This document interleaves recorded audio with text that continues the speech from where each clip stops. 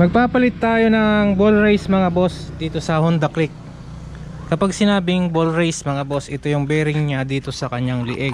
Ito yung itsura nito mga boss. Yan. Kapag mahirap nang i-manibela yung Honda Click, kumakanto-kanto, yung parang kumakabig siya habang dinadrive, ito na yung maaaring sira niya mga boss. So paano nga ba natin papalitan to? Ang una mong gagawin mga boss is tanggalin mo yung cover dito sa harapan. Ayan, may dalawang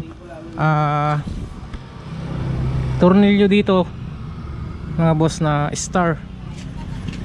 Yun, ganito siya. So kailangan nyo ng ganitong pangtanggal. Kapag natanggal nyo na tong cover nya dito sa harap, tanggalin yung dalawang tornilyo dito malalaki. Yan.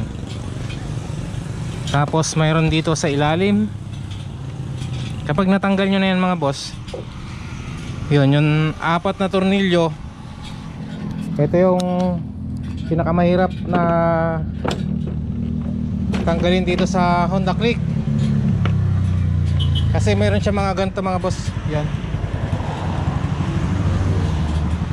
Ang gagawin mo, hihilain mo siya dito papunta dito sa harapan. Yan, para matanggal mo yung ilaw. Okay mga boss, ito lang yung nagkakabit sa kanyang ilaw, yung tatlong clip na to. So hilain mo siya ng papunta sa harapan. Tapos mayroon yan socket dito sa kanyang headlight. Yan, tanggalin mo lang.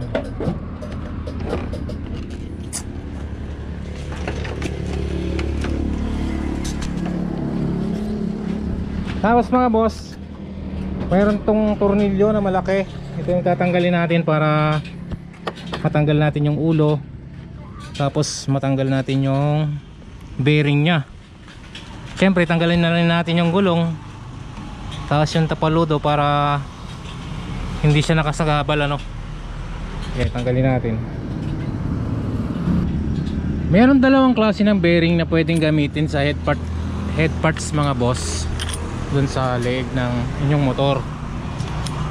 Ito yung tinatawag nilang ball race, yung may mga bilog-bilog. At ito naman yung sa knuckle. Yan. Ayan, pareho naman yan, magandang gamitin mga boss. Pero ito yung gagamitin natin kasi mas smooth to kapag sa single mga boss, no? Okay, kapag natanggal nyo na yung ilaw, mayroon ditong tornilyo na 14mm. So tanggalin nyo lang yan para ma-access nyo yung bearing. Ito mga boss yung tornilyo nya na tinanggal natin. Kapag natanggal nyo na to, bunutin nyo lang yung ulo ng motor. Yan, bunutin nyo lang pataas.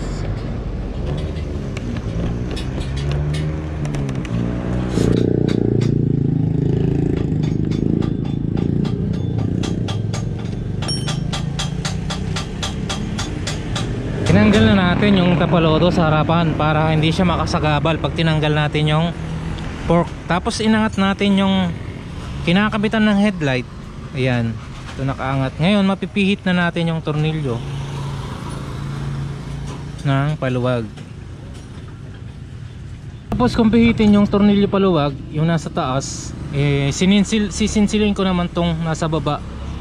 Kasi ayan, mayroon siyang gatla, tapos wala tayong tools na pangtanggal. So kapag mayroon kayong flat screw, ganito lang yung gagawin nyo. Ayan, sasangkal nyo yung flat screw, tapos pupukpukin nyo dito. Natanggal na natin yung T-post at front shock. Ito yung kanyang bearing na papalitan. So andito yung bahay ng bearing. Sisinsilin lang natin pababa. Gagamit tayo ng pangpudson. Matatanggal na yan, tapos mapapalitan na natin ng bago. So ito yung sa taas. Kaya naman humihirap tong manibelahan mga boss, nagkakaroon ng kanto yung pinakambahay ng bearing ngayon, oh.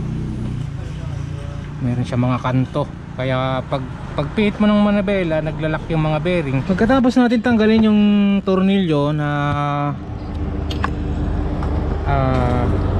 head parts, tapos yung castle, pwede na nating bunutin yung tipos kasama yung front shock.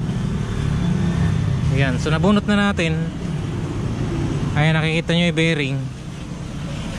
Kaya matatanggalan natin yan. Tanggalin natin yung preno, tapos pwede na natin palitan ngayon. Dahil mano-mano lang yung ating galawan, ganito ko lang tinatanggal yung bearing na to.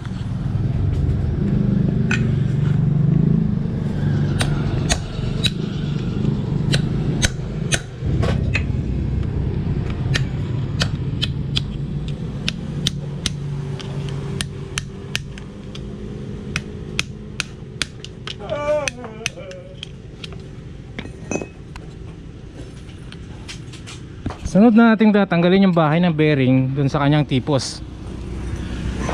Gagamit ka ng axle, tapos isasangkal mo dun sa bahay ng bearing, saka mo pupukpukin.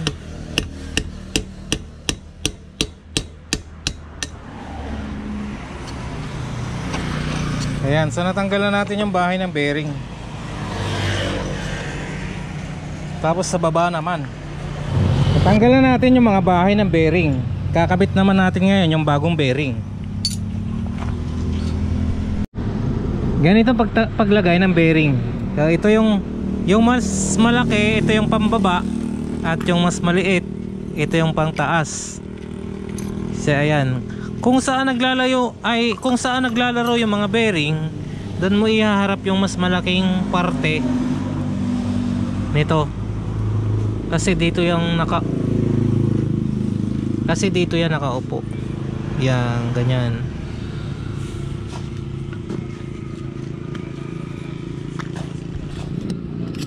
Ngayon nilalagay ko na yung bagong bearing. Pupukpukin ko siya gamit yung lumang pinagtanggalan ng bearing.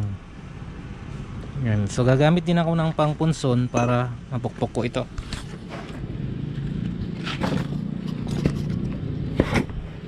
Tatawanan mo yata ako kaya.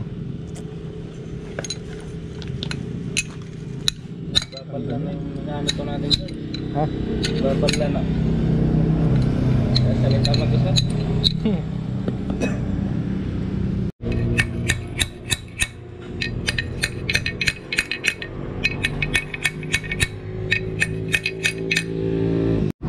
Ngayon naisagad na natin yung bahay ng bearing. So ganito yung magiging itsura nyan. Yan. Tapos huwag nyong kalilimutan lagyan ng grasa kapag ikakabit nyo na dun sa kanyang tipos sa motor.